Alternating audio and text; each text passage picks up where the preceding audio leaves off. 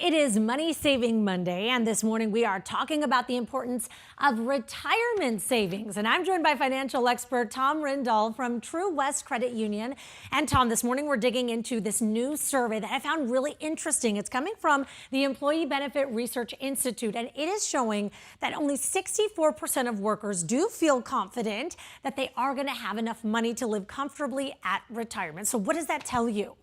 Well, it tells me that a lot of people aren't planning enough. And the only reason why you can't reach age of retirement is because at age of retirement comfortably is you just failed to plan accordingly. And so that's the reason why you should be getting started so early when you're planning. Well, I was going to say, when is the best time to start? Well, initially in your 20s, that would be actually the best time to start, because if you start in your 20s, you have to put in a very little amount of money in order to actually grow your account to a very sizable amount. If you wait until your 30s, 40s, or even 50s to try and reach that same goal, you're going to have to put in 3, 4, or even 5 times as much savings each and every year just to hit that same goal level. It's about being disciplined, right, when you're younger, so you can enjoy it later. Absolutely. But you're still saying, even if you're in your 30s or 40s, it's still not too late. It's never too late to start. Right. No, absolutely. So let's talk about budgeting, right? Because that's going to be a big part of it when you do start a little bit later and have to figure it out. How do you determine a realistic budget and emergency fund too?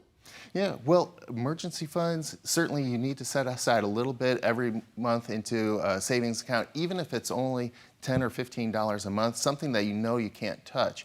But as far as actually setting aside a realistic budget, that is the key word there. Really is that realistic. Right. You have to be able to live by it. If you can't live by it, then it's not a good budget to start with. And so as far as setting aside a realistic budget, knowing what your income is, and then more importantly, knowing what you're spending your money on is critical.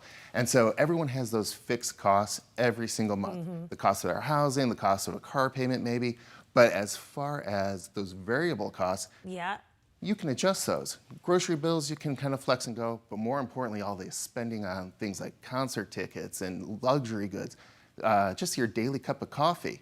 Those, if you know where your money is spending, you know how to adjust it to fit your budget. Oh my gosh, you say that and I'm just thinking, okay, I have to be better, but this is why you do what you do, and we appreciate you, and hopefully somebody learned something out there as well. Financial expert Tom Rindahl from True West Credit Union, thank you for being here with us today.